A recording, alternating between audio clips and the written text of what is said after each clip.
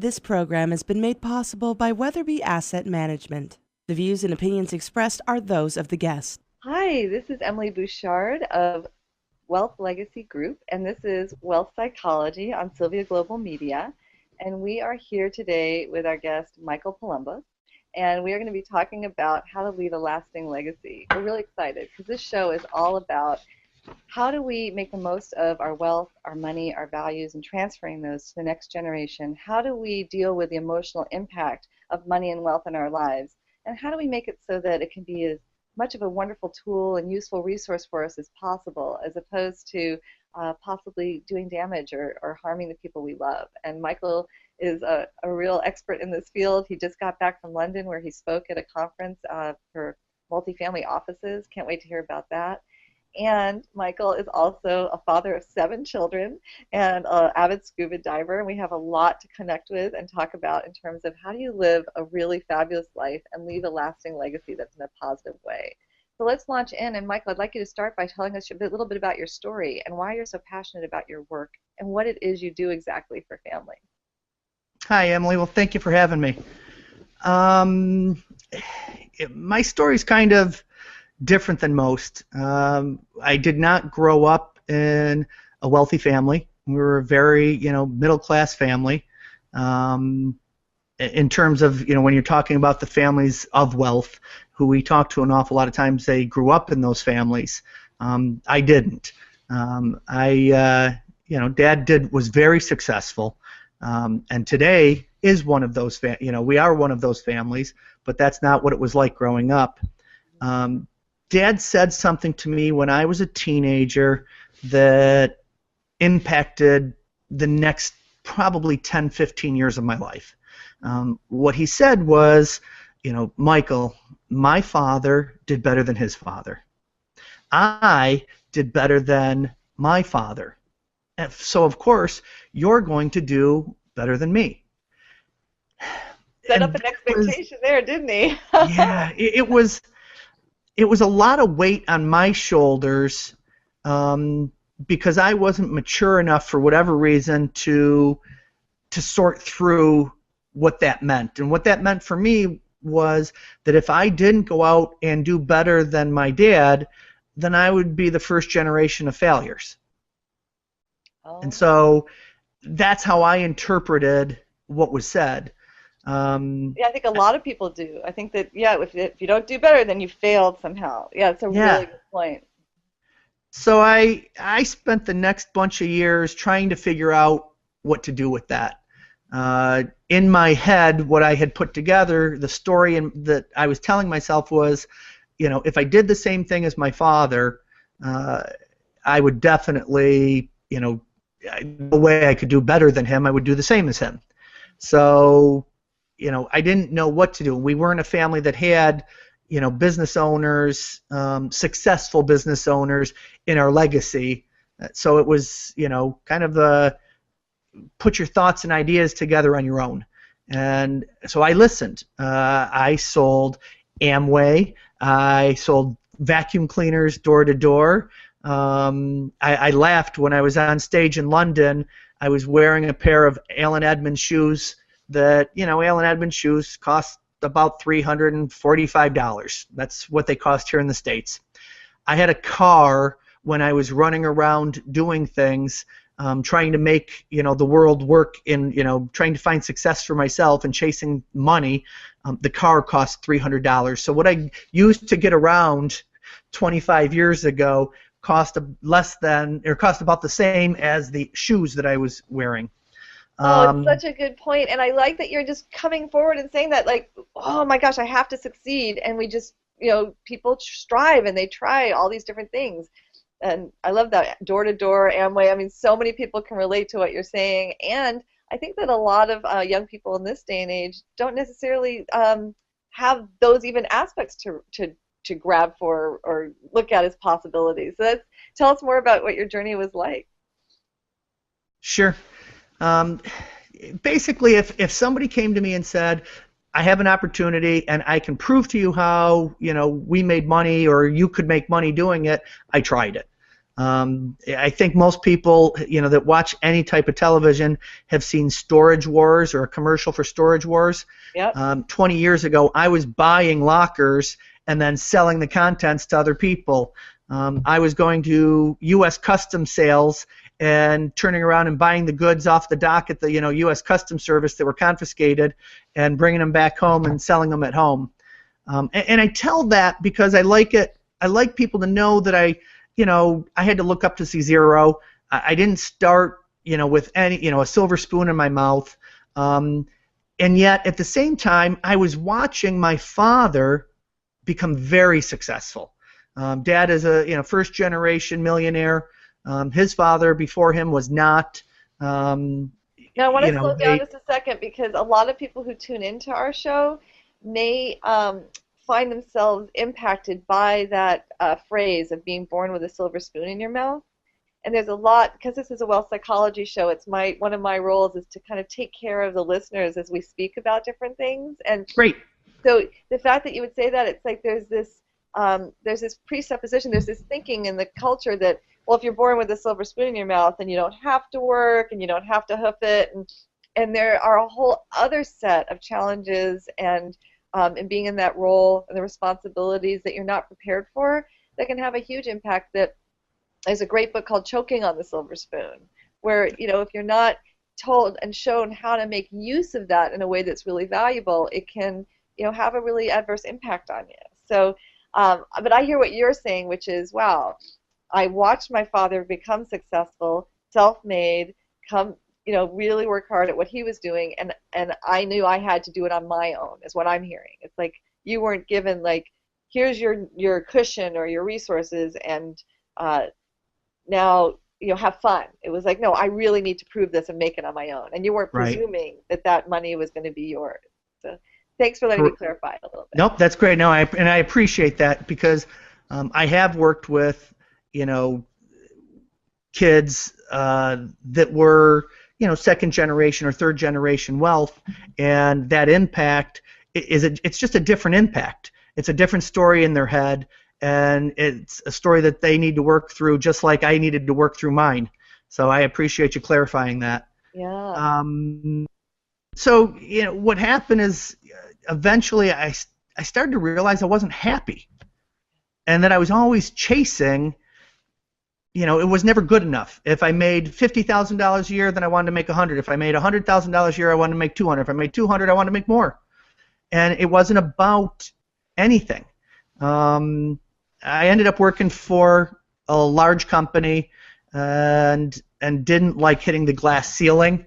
So I went out on my own, and eventually I decided to talk to my father to say, all right, I'll do the same thing that you're doing. To me, that felt like I was kind of giving up. Yeah.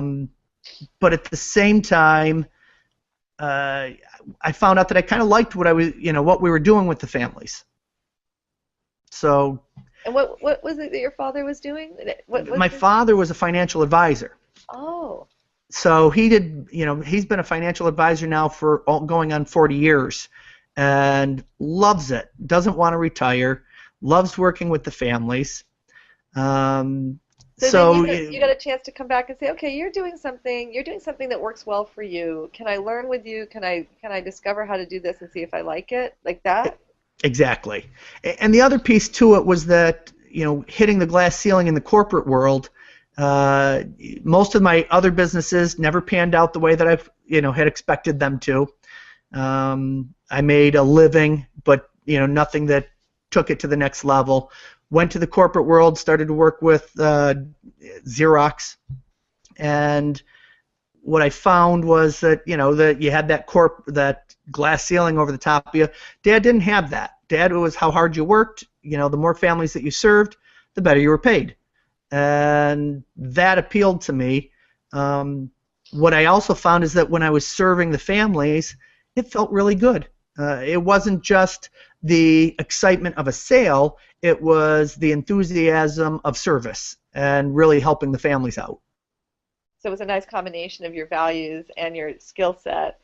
Right. You still have that entrepreneurial way of being and really and still make a difference too. And it is interesting, this sense of, well, if my dad's doing this and he's successful, I have to go prove myself in a different way, versus, well, let me go do what dad does. And it's like, it's often a push-pull in families in terms of like not wanting to do the same thing or needing to prove, as opposed to what's really mine to do. What is it Right. that, where are my skills, talents, and abilities going to best serve me? And it sounds like you were able to find that. Close. I think it was a step, and I'll tell you what happened. There was two major events that came together. The first is I watched some of the plans that my father and that I had put together fall apart. And technically, they were perfect. They had their wills. Their beneficiary designations were correct. All of the legal documents were spot on. There was nothing wrong with them. But when the second of the generation that put the plan together were, passed, the planning didn't come together exactly the way that we had talked about. And sometimes the families fought, and we weren't talking about, hundreds of millions of dollars. We're just, most of the clients in the upstate New York area that we were serving, are that the $1 million to $10 million net worth. Yeah. And so a lot of people would say, geez, that's not an awful lot of money, and yet it still had exactly the same effect if it was $100 million, just magnified more if there's more money, I think. Yeah, we talk about that as it's money's kind of like wax on wood, and it brings out whatever the beauty is, and also whatever the knots might be, or the imperfections. And it's interesting when I'm on a plane and somebody asks me what I do, and I talk about how I support people in having the conversations around their wealth and staying together and connected when wealth transfers. They look at me, and inevitably I get two responses. One, oh my God, I wish we could have had you 15 years ago. Or the other one, which is like so heart-wrenching, is they start to tell me about how they're not talking to a sibling anymore. And it could be as simple as about a fight about a vase. It doesn't even, it's never about the money or the object. It's about whatever those unresolved feelings were, and those conversations that they never knew how to have. And so you got to see the fallout of that. Like, you would do these great structures, great governance, great designs, and then the families wouldn't stay together. They'd start fighting. It would, like, that sort of thing. Absolutely, and you're right. There was one family, I can tell you, it was the sale of a $250,000 house that kept a brother and sister. They haven't spoken in 20 years. Now, I found that story out just in the work that I was doing, but one of the siblings was a friend of mine and a mentor, and he still doesn't talk to his sister today. And it boggled my mind. And so that was step one of this revolution, or the evolution of Michael. The second was in 2004, 2005, I went through a divorce. And having 4 kids of my own, some of which, my daughter was a teenager at the time. The oldest was 16 years old. And I watched the effects of the aftermath of my decision to divorce my wife, and the effects that it had on my kids. And even to this day, my oldest daughter, I maybe speak with her 2 or 3 times a year. And so the younger ones were there, but it's still that, it's still rough at times. And what happened for me, as I said, the way I handled this, the way that I went through with the divorce, I don't think it was the most mature decision, the most, it wasn't a mature way of handling it. Yeah, when emotions lead, we end up saying things that we wish we hadn't have said. We end up making rash decisions that we don't necessarily know what the fallout's going to be, but in that moment, it seems like the best right choice we can do. Yeah, right. I totally understand. So, knowing that my father was successfully financially, and that there was going to be an inheritance coming down, realizing that, even in the midst of going through the divorce, financially I was becoming successful, and, would be leaving something for for my kids, I said that the best thing that I could possibly do was to start figuring out what successful families were doing in order to pass wealth from generation to generation, and what families were doing wrong. And as I looked at it, I was doing everything wrong. Oh. And I said, it's time that this family, and it wasn't just me and the family, it was lots of members of our family, and I said, we're going to end up being one of those families that doesn't talk, that things go wrong.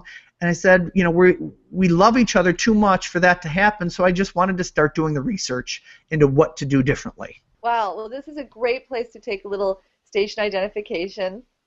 And we are going to jump in on our next segment about, oh my gosh, what is it that families do wrong? What can they do to make it right? Because you've done the research, you have your book, and we'll talk more about that in our next segment. I'm Emily Bouchard. This is Wealth Psychology at Sylvia Global Media, and our guest is Michael Palumbos. So in this segment of Wealth Psychology with Michael Palumbos, we are going to be talking about what is it that families that you learned through your research do wrong that has them, boom, not talk to each other for 20 years over the sale of a house, or, just not get along when it comes to the money and the transitioning of wealth. You're a wealth advisor. You saw this happen again and again. You saw it in your own family's life. Love for you to talk a little bit about your research, your book, and what you discovered so that people who tune in can figure out how to start doing it right. Sure. Well, one of the things that really jumped out at me is looking at how people measure wealth. What is wealth to you? And so I asked that to people all the time. And when I was in London, I said, do you measure wealth in euros? Do you measure wealth in pounds? Do you measure wealth in dollars? And you were in London for what was the conference again? It was the Family Office Leadership Summit.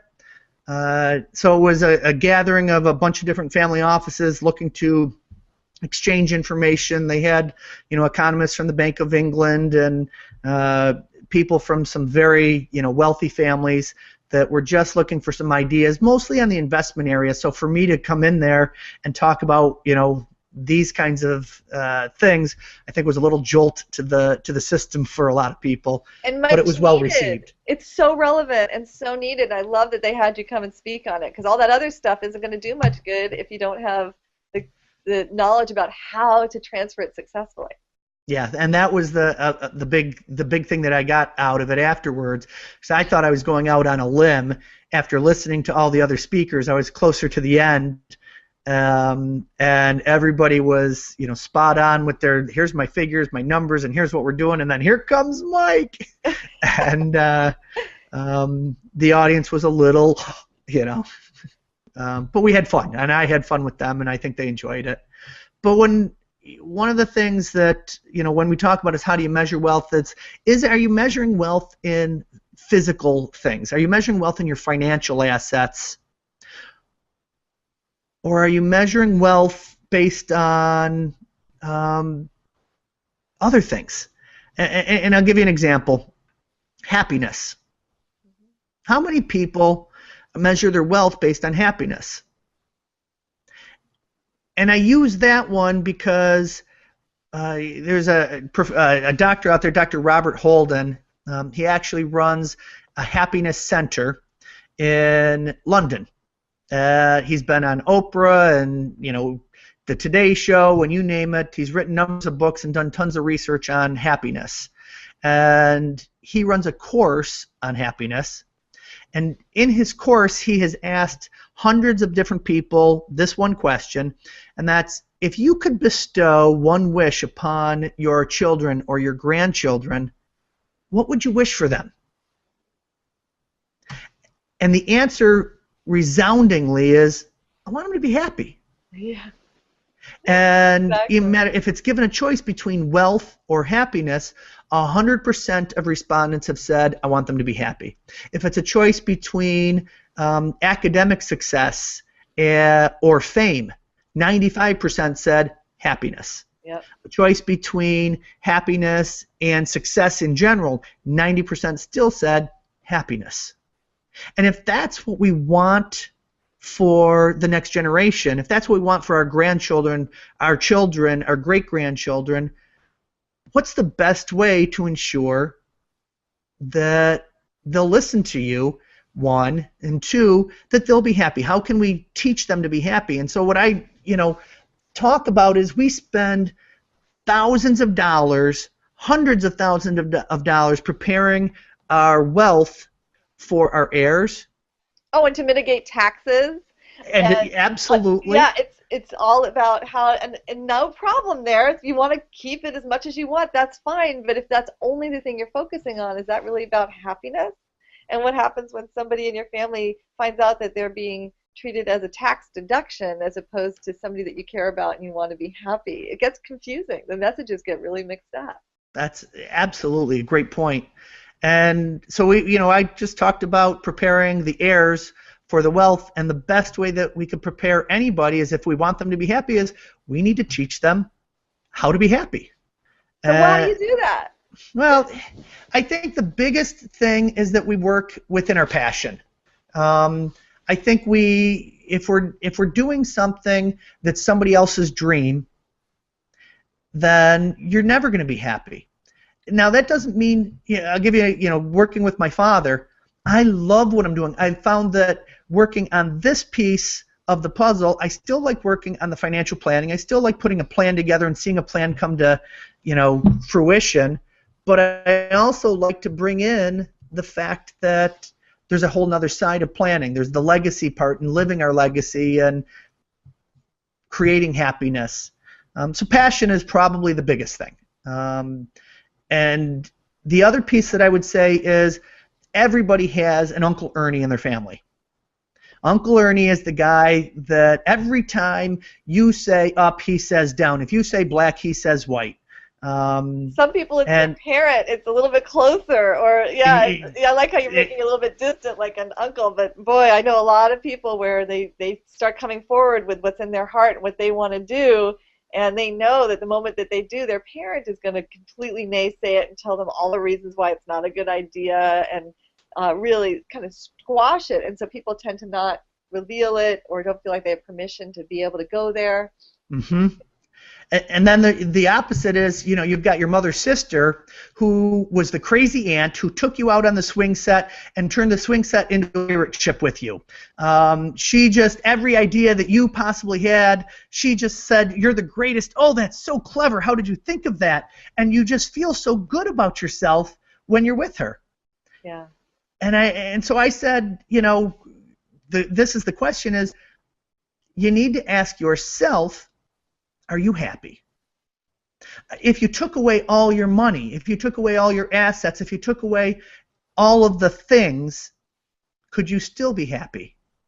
And if you're not happy, right now, right this second, this year, this month, if you're not happy with your life, then before you spend another penny on a hedge fund, before you invest into another company, before you do any more planning in regards to how do I get my stuff to my heirs, spend every waking moment, every penny that you possibly can investing in yourself and your happiness. Well, I think that that's a really good point, because I think a lot of people think that they are doing that by accumulating more stuff. And one of our favorite quotes that we like to use is, you can never have enough of what you don't really want. And so, if you want to get the next bigger yacht or the next car or the next, it's a wonderful thing to be able to have that capacity, and there's no reason why you shouldn't if you have the money to do it.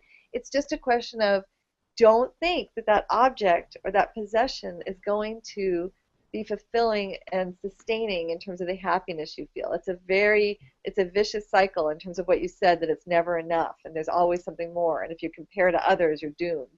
So it's about really getting at the core of happiness. I love that you're bringing this forward. I think the country of Bhutan has, instead of a gross national product in terms of what they are buying and selling, they look at it in terms of the gross national happiness. What's their happiness? What country is that? Bhutan. That's phenomenal. I have not heard that. I love that. And then we also love the work of Tal Ben-Shahar. He's out of Israel, and I think he does a course through the University of Pennsylvania. And it might be, he used to teach at Harvard on happiness as well. And so this is a topic that, people care a lot about. We're in the country where we are about the pursuit of happiness. And I think what happens is we get really lost in the trappings of what the culture says makes us happy. And I'm wondering if we could speak a little bit about, you talked about coming from your passions. I'm just thinking about, I met with a group of women, young women in their 30s who are inheritors, uh, who got together, and for the first time they had a safe and trusted place where they could talk about what the concerns were that were in their hearts that kept them from being happy. And they had no place else in their lives to go, because the presumption in the world out there is, well, if you have all this money, then you must be happy, and you don't have any right to be unhappy.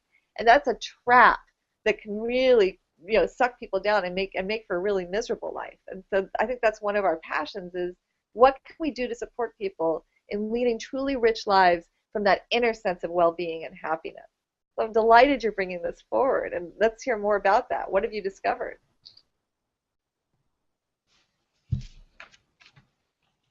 Uh-oh. Michael, Well, let me just throw in, I think John Lennon said it best, and I think most people know the quote, but what he said was, when I was 5 years old, my mother used to tell me that happiness was the key to life. And then I went to school, and they gave me an assignment, and they said, what do you want to be when you grow up? And he said, happy. And they said, well, we don't think you understand the assignment. And he just looked at them and said, I don't think you understand life. And I think that's a fun way to look at it, and really can help people as they're going through and making decisions about their life. I have a 17-year-old son, Connor, and Connor, he has struggled as a teen. But he's starting to get his act together, so to speak, and starting to mature and make some good decisions. And we're going through that decision-making process of, what do I want to be when I grow up? And he says, Dad, I think I want to be like you and Papa, and I want to get into the business world and run a business. And I think that I'll take business courses in order to do that. And I said, Connor, that's great.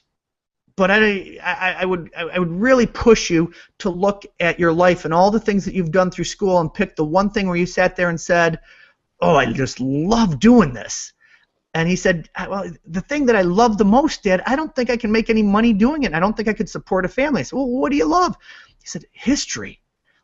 Every time I look at my grades, Dad, every time I've taken a history class, I've never had to really work at it, because it was just a joy for me. It was just fun, and I really enjoyed it. I said, Connor, then what you need to do is figure out, you need to take history as your major so that you really understand it. You'll figure out how to make a living doing it.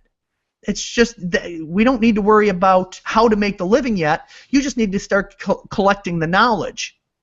And that was a turning point for him, because he thought for sure that I was going to say, oh, yep, you're never going to make any money doing that. And I said, it doesn't matter. I said, and realistically, whether you make $50,000 a year or $500,000 or $5 million a year, does it really make that big of a difference if you're unhappy? And yeah, we spend so many hours in our lives working, and it's a very important part of our lives. And one of the things that we work with people who are inheritors is tapping into their vocation. Like, what is it that they would do without getting paid because they love it, and where they can also get paid even if they have the inheritance, because they are providing value and service, and they deserve to get paid the salary if they want to go that route. But it's really about coming from that vocare, that sense of vocation. Why am I here? What's wanting to speak through me? And I think that the other piece that I would recommend for Connor is, yes, go for your passion, go for history, and take those business classes. Find out where your proclivity is there. Look at it. I mean, I really wish somebody encouraged me to do that. I have a strong entrepreneurial spirit, and I ended up doing a course work in child development and loved it. It was my passion. But looking back, it's like, wow, it would have been great to have taken more business classes as well. And I just found out Wharton, the business school at Penn, is doing some MOOCs, the massive online courses on the basics of finance and management and marketing. And so he could actually do those online to see if he likes them, if he has a proclivity to those.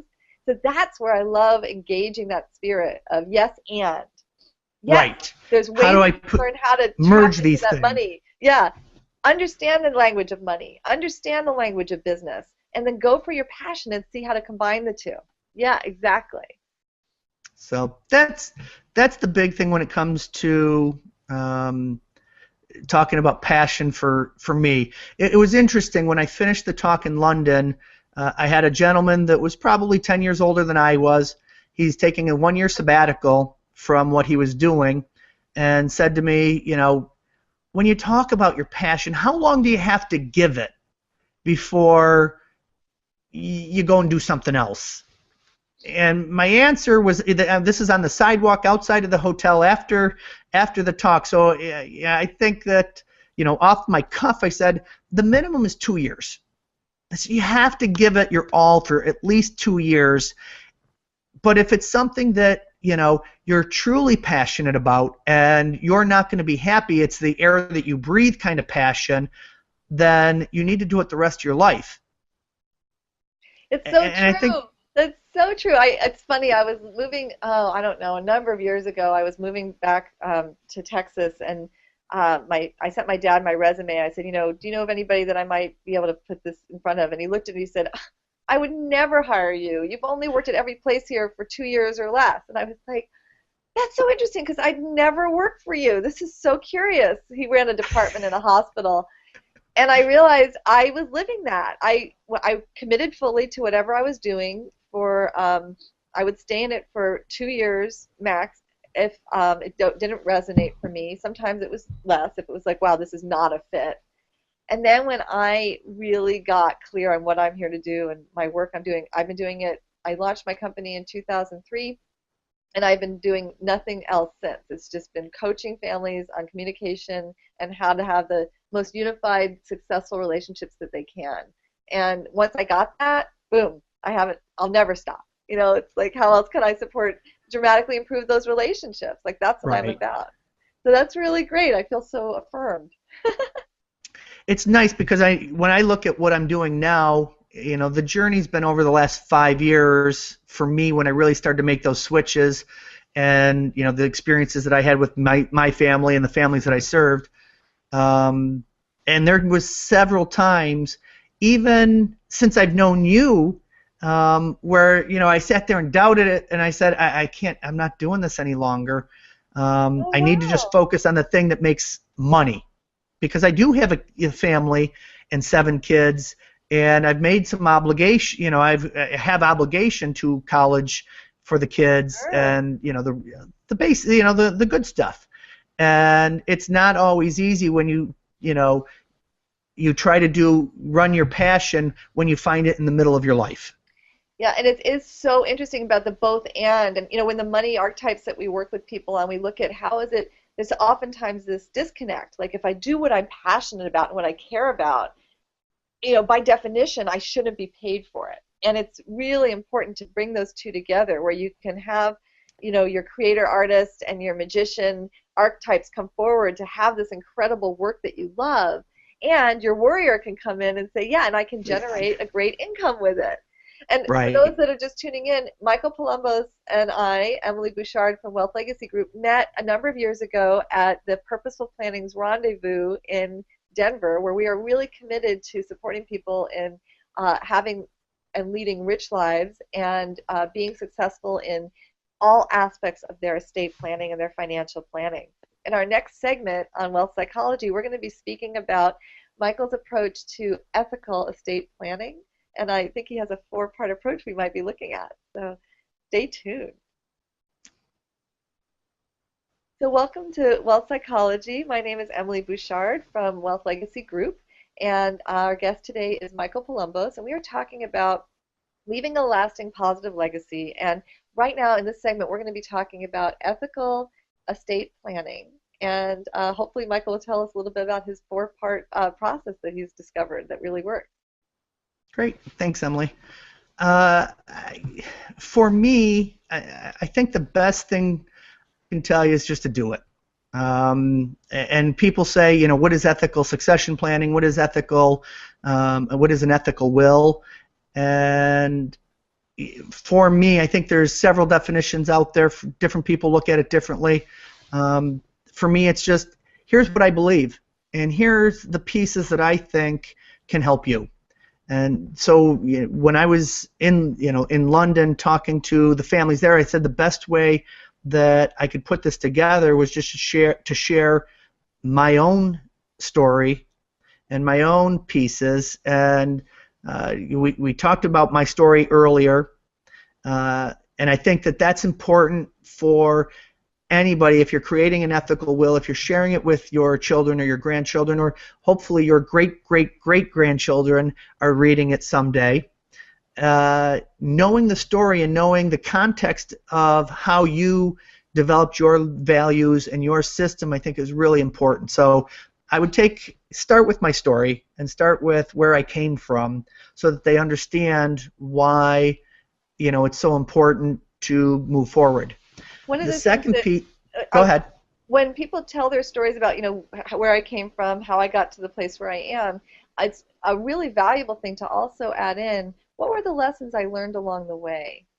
When I was doing Amway, I learned this. Boy, when I was hoofing it and selling things door to door, this is what I learned. Oh my gosh, when I did the storage lockers, let me tell you this hilarious story and what I learned as a result of it. So that there's how do I put it? The more we can add that to it, the more our legacy comes forward in terms of, hey, this is how life looked to me and how I came to understand where my values come from and what mattered most to me. And it's so meaningful for people. I like that a lot. I think I skipped the piece of the stories in there on some of the things that have happened through my life, and I went directly to the values. So I talk about my story of my life, but there are some stories inside of there that I can add that just give it so much more flavor and texture. And the time that a Doberman Pinscher came running around the corner and attacked me as I'm going door to door. Perfect. That will make anybody who's reading it down the line will totally be able to be in those shoes that you were in, which were not $300 shoes at that time. They may have had holes in the bottom. I don't know. And absolutely. One of the things I want to point out here is a lot of people think, all right, I finished my ethical will. I wrote down what mattered to me, and I'm done. And one of the things that we really encourage people is to revisit it every year, maybe on your birthday, maybe at a Thanksgiving, and look at, wow, who's in my life now that might be reading this, and what do I want to add to this, and how can I make it even richer, and oh, I forgot about this other story. It's a living document, even as you're looking at it in terms of what's going to be passed on when you die. Absolutely. For me, when I went through and did this in preparation for the talk in London, I spent an awful lot of time of looking at what's important to me. And we talked about happiness before, and one of the things that I realized is you really can't make anybody happy. They have to want to be happy. And it reminded me of a story that I heard. I think I heard it from my father, actually, in which a young woman is working on her doctoral thesis in psychology, and she has two boys, Billy and Bobby. And Billy is the eternal optimist. You can't turn him off. He's always excited, always bouncing every place. And Bobby's the 5-year-old twin that's the absolute opposite of that. Everything goes wrong. The world's against me. And life is tough. And so this woman takes them and says, I want to work on this nature and nurture piece, and I really believe that if I change their circumstances, that we can change their attitudes. And so she takes Billy and puts him in a room full of horse manure, and she takes Bobby and puts him in a room full of the greatest toys on the planet. Leaves him in there for half an hour and then goes back and checks on him. She looks at Bobby first and opens up the door, and Bobby's in there throwing a temper tantrum, crying his eyes out, and for the life of her, she can't understand what's going on. And she says, Bobby, what's the matter? And he said, well, I wanted chutes and ladders, not sorry. I wanted a red bike, not a blue one. And she just kind of scratched her head and shut the door and let him be. Goes over and checks on Billy, who she's afraid is going to be 10 times worse than Bobby at this point. And there's horse manure being flung every place, and Billy is laughing his face off and just having the grandest time, and she looks in and says, Billy, what is going on for you? He said, oh, you kidding me? With all this horse poop, there's got to be a pony here someplace. And Yeah. and I tell that because that was one of the things that drove my life, and that was mindset. And so I tell people all the time, and what I wanted to share with my kids was, is your mind set? Did you come in with all of the skills and things that you have in your life? Is what you were born with, what's innate for you, is that all you've got? And are you going to be worried about, keeping what I have and making sure and comparing myself against everybody else? Or do you have the mindset that I can acquire more? And there's a professor at Stanford. Her name is Dr. Carol Dweck, and she wrote the book on mindset. She's been studying mindset for 20 years, and she's found out that there's two different types of mindsets. So you have a fixed mindset and a growth mindset. And that really helped me understand why I ended up where I did, because I've always felt that there's nothing that I couldn't learn. And what she found is that you can't make somebody happy unless they want to, but somebody that wants to can go from being unhappy to being happy just by taking courses, by figuring it out, by understanding what drives their happiness. Well, the same thing happens when it comes to mindset. You can learn how we have self-defeating stories, and we all tell ourselves self-defeating stories at one time or another. I'm not good enough for this. I'm not talented enough for that, whatever it is. But learning to talk back to yourself and to put yourself in its own place and kind of parent yourself. You would never talk to your children that way. You want to uplift them and bring them to the next level. So why wouldn't we do that for ourselves? And when we have a self-limiting story that we're telling ourselves, then change our mindset and say, no, I just need to do this. I just need to get another book. I just need to take another course. There's nothing I can't do. And over time, you can train your subconscious to do something different, to grow and change your mindset. Yeah, it's an interesting thing. I want to add something here because my co-host on the show, Jamie Traeger-Muni, is a PhD psychologist, and she's recovering from breast cancer, and she's in Jordan right now on a trip with her family. She lives in Israel. And we are both really strong proponents of the whole positive psychology movement. We really bring that to our coaching practices. And when I was at University of Pennsylvania, I was studying with Dr. Martin Seligman, who's considered the father of positive psychology by many. And when I was studying with him back in the mid-'80s, he was speaking about learned helplessness as a way that people became depressed. And he really focused a lot of time and attention on depression and learned helplessness. And guess what? He started getting really depressed. So he was like, this is it. What else could be here? So then he started to shift to, can you learn optimism? Can you learn ways of shifting that mindset from the learned helplessness to optimism and get that positive feeling back? And so he did a ton of research on it. The mindset information is absolutely informative of this, and he birthed the whole positive psychology movement in terms of how to incrementally support people in shifting those sales. And one thing I want to say in terms of the wealth psychology perspective is, if somebody's tuning into this and you are not happy and you have a fixed mindset and you have a lot of reasons for why things are the way they are and you are wanting to change that, I want to be clear that it takes a lot of little steps to climb a mountain. And don't think that it's impossible. Don't think you can't do it. And I think what you're saying, Michael, is the more people can come at this from a place of, oh, much like I want to run a marathon, I need to get a great coach or a great team, or I need to be part of something, like you said, study, so I can learn how to condition my body to be able to run a marathon and go the distance. It's not too dissimilar from shifting a mindset and to say, hey, I want to take on a new mindset. I want to take on a different approach to life than I've ever done before. And it's great to do it in conjunction with other people, and it's great to do it in really tried and true ways. And do you go into that in your book at all in terms of how people can shift their mindsets, or what does your book focus on? The book is Your Family Legacy, 32 Ways to Preserve Your Family's Wealth for Generations. And I would say that there are pieces of that, um, but it's not everything. You heard it? Oh, you've got a copy I of love it. it There you because go. it's That's it. actually it's great because you can put it in your carry-on on a plane and you can just I love this book. It's really easy to read. You made it so accessible, and I really want to make sure people saw that this is a really valuable resource that is available to them. Exactly. When I wrote that in 2012, and it was before I started understanding what I wanted to pass in terms of my legacy and my ethical will. So my ethical will and these pieces of mindset, it's actually going the next book I'm going to be writing Yes, about all of these pieces. excellent. Oh, I'm Um, so glad. So this is more like the structure and things you need to be aware of and everything. And I want to take a little outtake. I don't know what you use for your ethical will.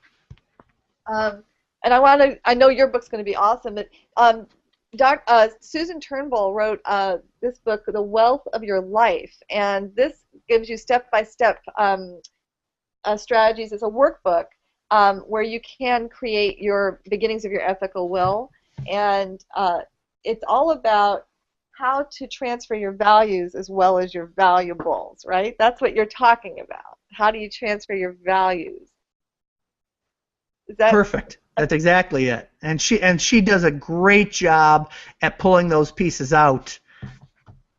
Yeah, she's great, and I want to make sure people know it's not legally binding. It's not like your will that you draw up with a lawyer, but it's really meaningful because one of the things that in the estate planning for the blended family that Paul and I created, we make sure people know that if you have a vacuum, if you have a decision you've made and you don't give the background behind it and the reasons behind it, and there's this empty space, whoever is impacted by those decisions is automatically going to fill that empty space with the worst possible scenario. Talk about a mindset. And so the more you can give them the background about what it is you did, why you did it that way, the better. Yeah. So I want to make sure we get through all Agreed. four of your points. We did two of them, right? So Sure. let's Yep. do a little break, and we're going to make sure that all four of your points get covered, and that we make sure that people really leave this with some great tools that they can use. So next segment, we're going to make sure we cover the 4 points to making sure you transfer your values with your valuables. So welcome to Wealth Psychology at Sylvia Global Media. I'm your co-host, Emily Bouchard from Wealth Legacy Group. My co-host, Jamie Traeger-Muni, is in Jordan right now on vacation with her family, recovering from breast cancer. And we are here with our guest, Michael Palumbos, and we are talking about his approach to ethical estate planning and how to leave a lasting positive legacy. So, Michael, let's continue with our conversation. Could you recap the first 2 points you've made, and then let's go into the second two, make sure we cover those. Sure.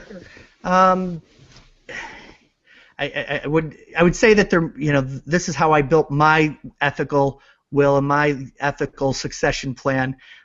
It may not be the same for everybody. So I have 4 points that were important to me.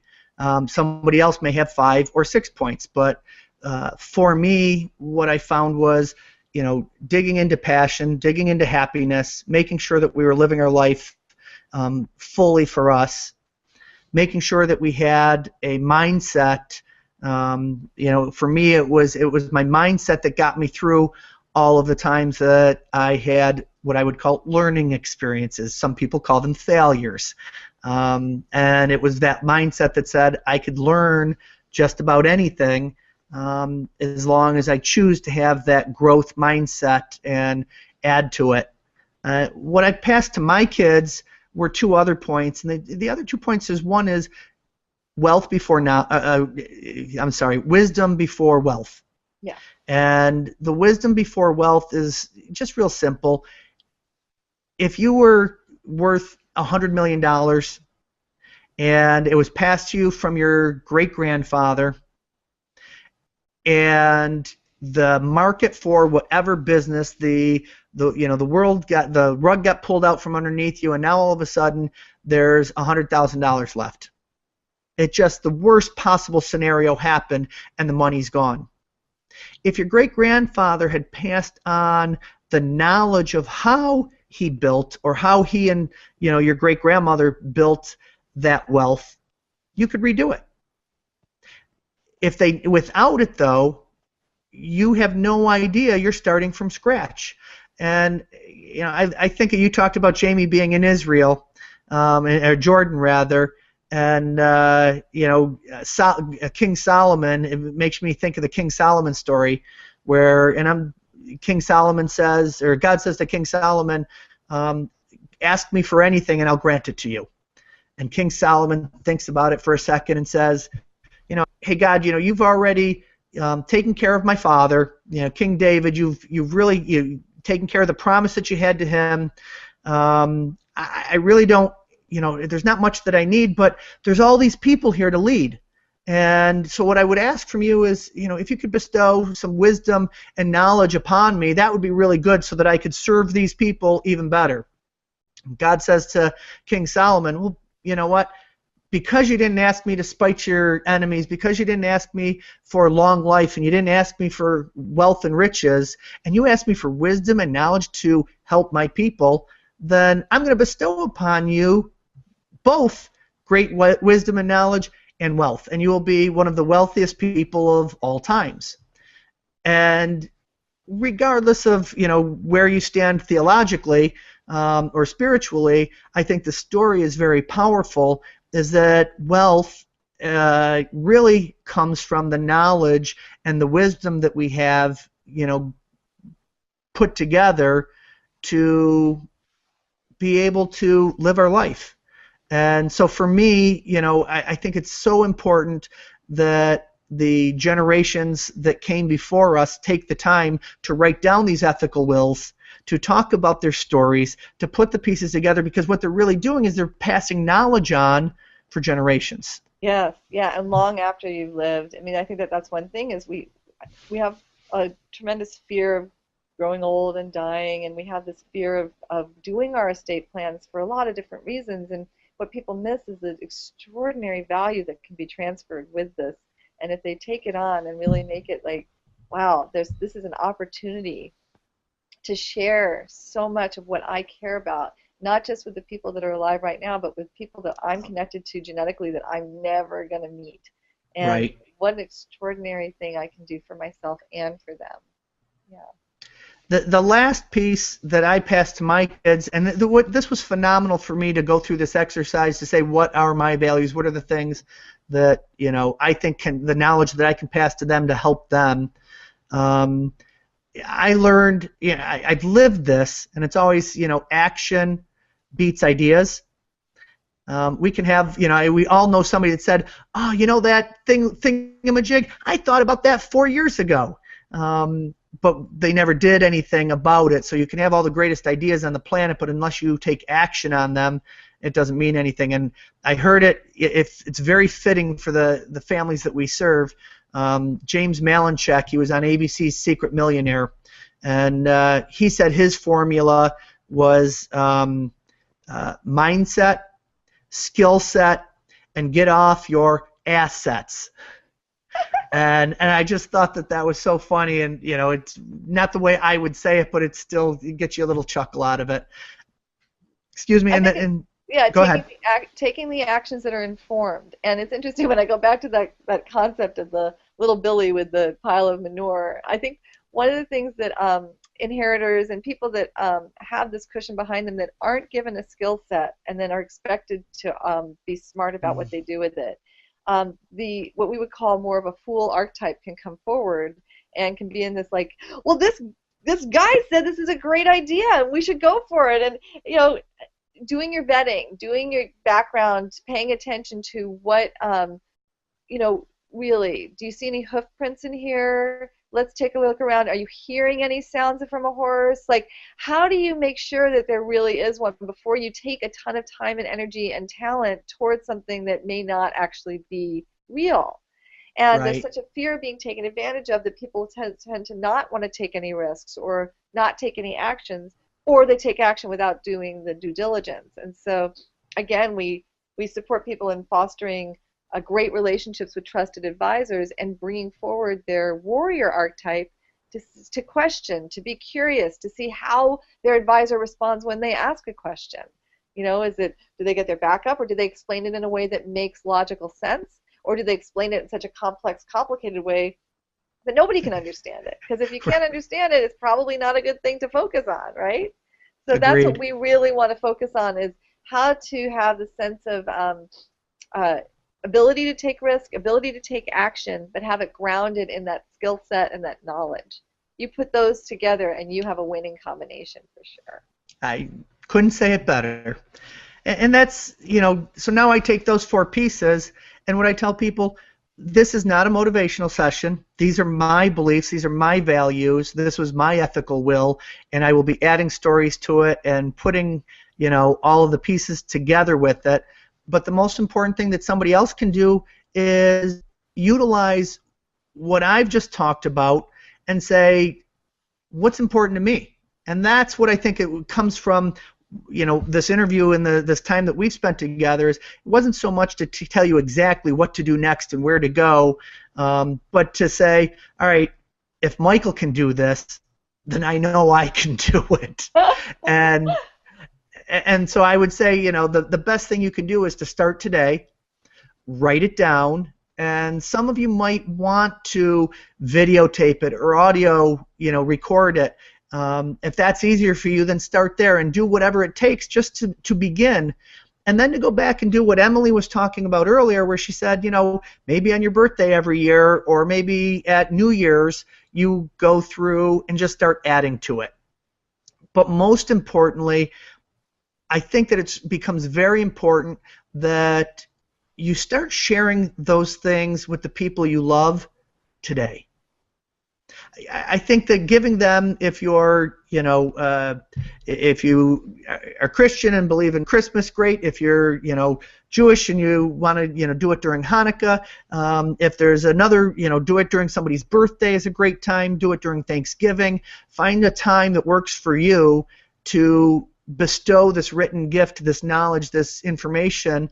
And then I would take it and I would add another document over the top of that.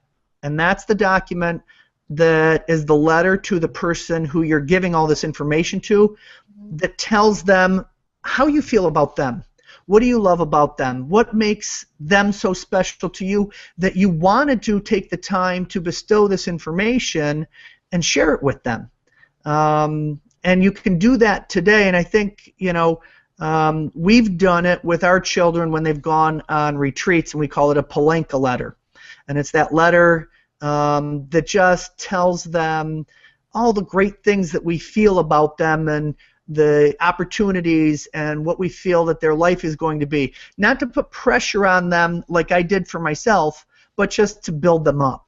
And I think that when you combine your story with the specific stories like you talked about, to give people a really good picture of where you're at with your values, and you just start writing it down and then put a letter to the person that is going to receive that.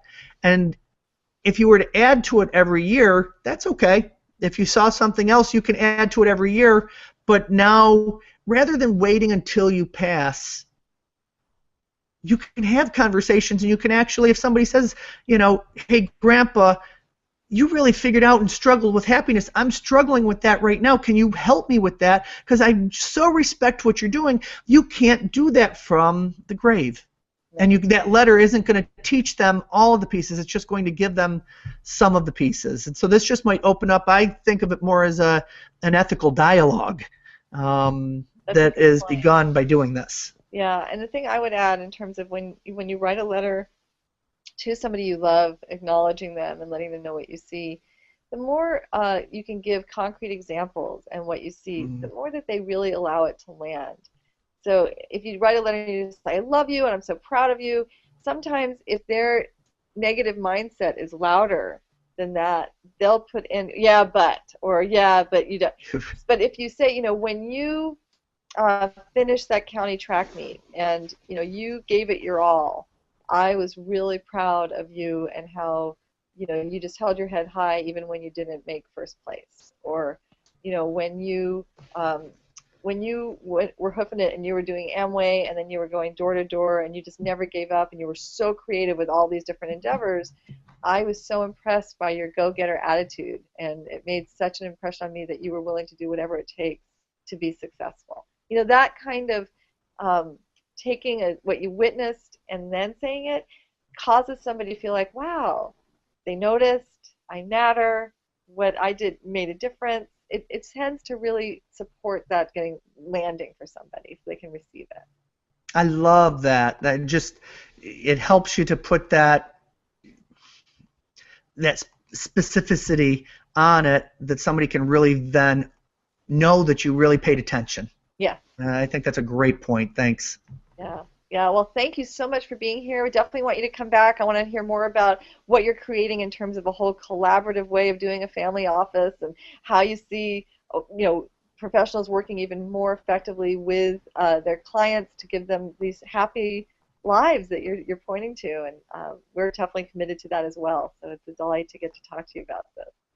So Michael Palumbos, thank you for being here on Wealth Psychology at Sylvia Global Media. I'm Emily Bouchard, co-host, along with Dr. Jamie Traeger-Muni, and we are here doing what we can to support people in living and leading truly rich lives. Thanks, Michael. Thank you very much. Have a great day, everybody.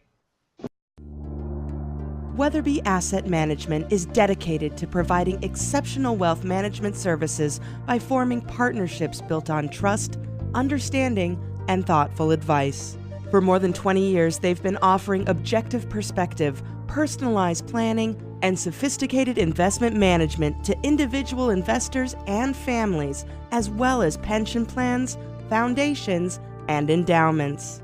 Contact them at www.weatherby.com. Weatherby Asset Management, located in San Francisco and New York City.